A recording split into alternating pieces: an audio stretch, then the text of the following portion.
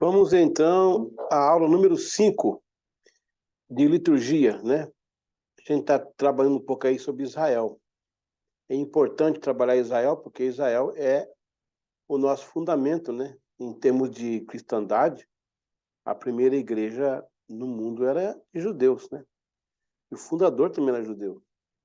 E os primeiros seguidores eram judeus. Portanto, muita coisa da religião judaica foi passada à igreja cristã.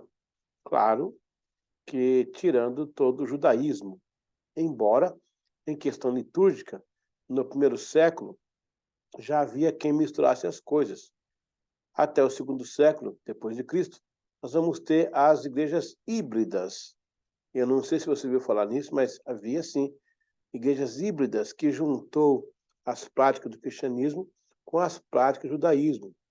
Mas pela celeuma que foi criado, e os judeus ortodoxos, eles fizeram, então, uma escola e diferenciaram, né, o judaísmo, o cristianismo, e aos poucos eles foram se desfazendo. Nos dias atuais, alguns cristãos vão buscar no judaísmo alguns elementos de culto, que, claro, não tem nada a ver com a igreja, mas eles acham que tem, então eles trazem lá algumas coisas, importam algum simbolismo, né, do judaísmo.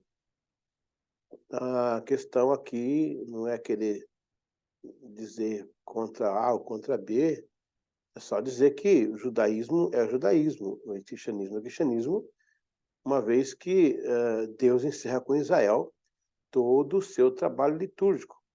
Inicia com a igreja um outro trabalho litúrgico, que agora nós vamos ter as questões substituídas. Tanto é que no judaísmo ele aponta sempre para a igreja. O próprio tabernáculo em si, que foi a maior fase da liturgia, que foi o berço da liturgia de Israel, ele está totalmente apontando para a igreja. Mas entenda uma coisa, Israel faz a sua parte, ele para, a igreja continua. Tanto é que nós vamos estudar agora as leis cerimoniais, as leis morais, as leis cívicas. Algumas são pertencentes ao povo de Israel e estritamente para Israel. Outras pertencem a toda a humanidade. E é interessante porque Deus cria aí umas leis universais. Vamos estudar na apostila o ponto que eu estou colocando para você se localizar melhor. Vamos chamar aqui o material didático. Deixa eu chamar aqui, pera um pouquinho. Agora. Pronto, está na tua tela aí o material didático, né? Então, vamos lá. A liturgia, Israel e as vertentes da teologia do culto. Nós vamos estudar sobre lei cerimonial, lei civil ou jurídica e lei moral. Essas três leis estão permeando a liturgia em Israel. Vamos estudar um pouquinho sobre a lei cerimonial. Era constituída dos ritos que apontavam para Cristo e foram findados na obra de Cristo. Portanto, eram exclusivos para Israel. A lei civil ou lei judicial organizou o povo como nação constituída. Assim, eram leis ligadas ao povo, enquanto Deus era o magistrado. Podemos estudar alguma aplicabilidade, não que seja obrigatório. Então, a lei cerimonial, né, a lei da cerimônia, ela está totalmente ligada a Israel, né? Já a lei civil ou a lei judicial, ela não está, né, ligada a Israel. Escuta, não está ligado à igreja, né?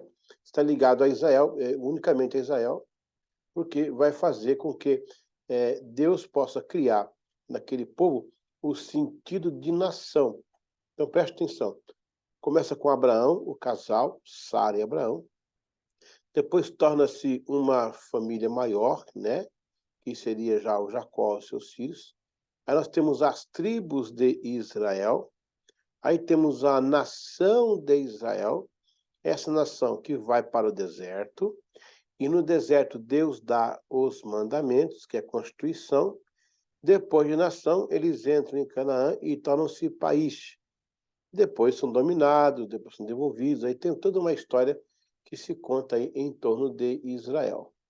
Bom, a lei cerimonial fica bem claro, ela era feita para os judeus, né? Vamos pegar um cordeiro, fazer um ritual de cerimônia para um cordeiro aqui. Eu não posso fazer isso na igreja hoje. A lei civil ou judicial, alguma coisa da lei civil ou judicial foi copiada, ela também era semi-aberta. Era para os judeus também, mas também era semi-aberta. A lei moral é aquela que, agora, sim, diferentemente da lei cerimonial e da lei civil, né, a lei moral é aquela que revela o parecer de Deus para toda a humanidade, pois são aplicáveis a todas as culturas. Eram leis para corrigir erros morais e estabelecer a santidade do seu povo. Estas leis transcendem os tempos, nações e culturas, e por toda a Bíblia são corroboradas e denominadas. Aí você tem ela, a lei é perfeita, Salmo 19, 7. A lei é perpétua, Mateus 5, 17, 18. A lei é santa, Romanos 7, 12. Ela é boa, Romanos 7, 12. Espiritual, Romanos 7, 14. Ilimitada, Salmo 119, 26. Então, preste bem atenção. Para a gente resolver esse problema que todo mundo fala, e aí, o que era para Israel não é para a igreja? Ou como é que pode isso, tal e tal e tal? Mas não é a mesma Bíblia? Sim, muita coisa que era para Israel se usa para a igreja. Mas quando se fala em lei cerimonial, em lei civil ou judicial, está totalmente contida para Israel. Quando fala lei moral, é uma lei que é universal, porque essas leis morais que eram aplicadas em Israel era também vista em outras nações que tinham algum teor de retidão, que é o caso do Hammurabi, na região da Mesopotâmia, ali, pela Suméria, toda aquela região ali, Acádia, né? Hoje, né, naquela até o dos caldeus, depois agora, recentemente ali, aquela parte do Iraque, do Irã, do Kuwait, né? Então, a lei moral era uma lei mais abrangente, era uma lei mais aberta, e servia para todos os povos. Vamos mais um pouquinho falar sobre a lei cerimonial ou ritual, porque estamos falando de liturgia, não é? Então, se faz justo voltar ao tema. Foi dada a Moisés para o povo de Israel, contexto e época locais. As que apontavam para Jesus findou a sua obra. Eram leis, sacrifícios e rituais, e serviço do templo. Já a lei moral, constituída pelos 10 mandamentos e ministrada pelos profetas, ele não removeu. Porque, como eu acabei de falar, eram leis universais, leis que regem toda a humanidade. E quando se menciona lei, aqui não é no sentido mosaico, e sim memorial e contextualizado para os nossos dias. Um erro é dizer que não se dizima por ser da lei. No entanto, o dízimo é descrito e praticado antes da lei, Gênesis 14, 20. Tanto o dízimo como o sábado não estão na lei. A lei pode aceitá-los, a lei pode corroborá-los, a lei pode enfatizá-los, mas eles são constituídos antes da lei. Para Deus, o sábado é a eternidade, embora ele dê um exemplo aí, descansando no sétimo dia. E também o dízimo é bem antes da lei. Depois que Deus sancionou a lei para Israel, ele embutiu esses mandamentos, quer dizer, esses mandamentos, esses princípios, esses decretos, ou esses comportamentos. Mas não é da lei. Então, quando menciona a lei, não é no sentido mosaico, sabe? Ela é muito mais abrangente do que Moisés. Na verdade, dízimos e ofertas são frutos de atos de fé e de cada um, e não uma obrigação. Então, entrar nesse campo de dízimos e ofertas vai dar muito pano para manga. Mas ele é fruto de atos de fé. E, além do ato de fé, eu não dizimo porque a Bíblia apenas manda, ou o pastor comentou.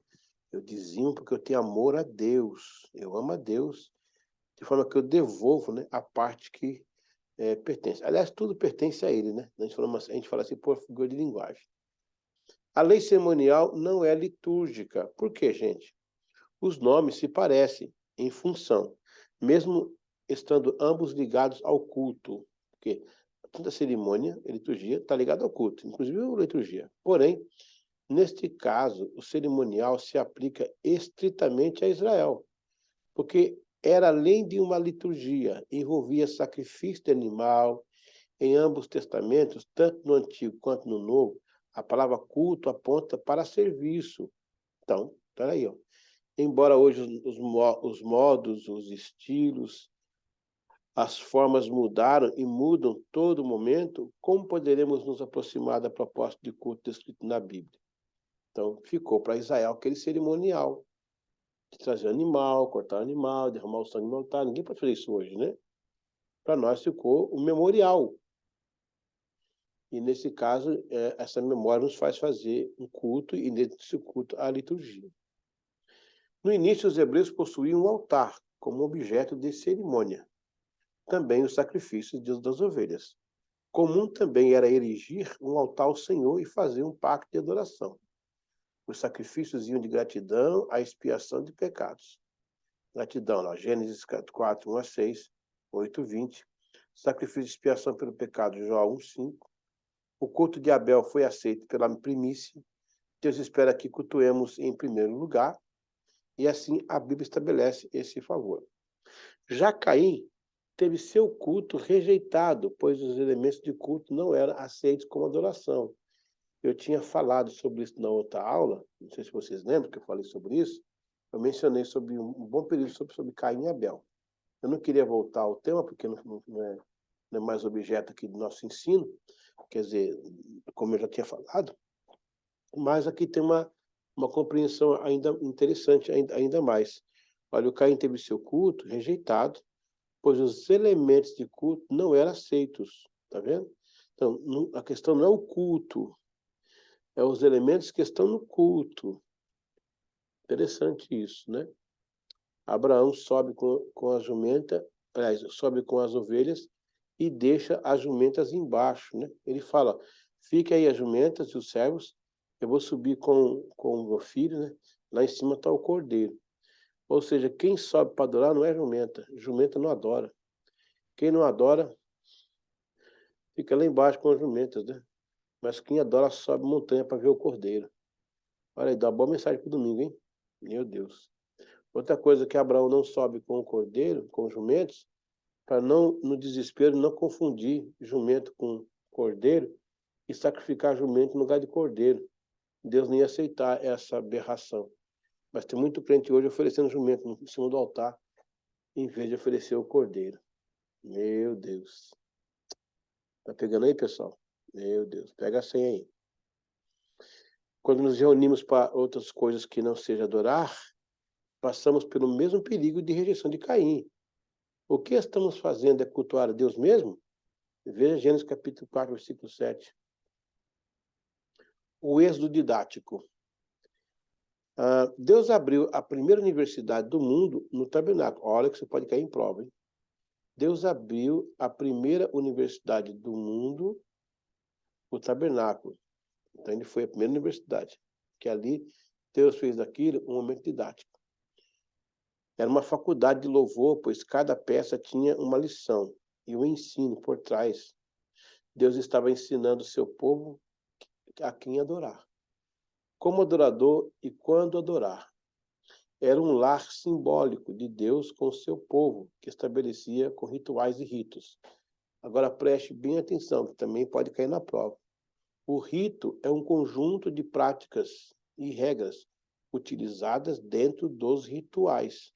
Por exemplo, hoje em dia, a Santa Ceia é um ritual. A distribuição do pão e do cálice são ritos.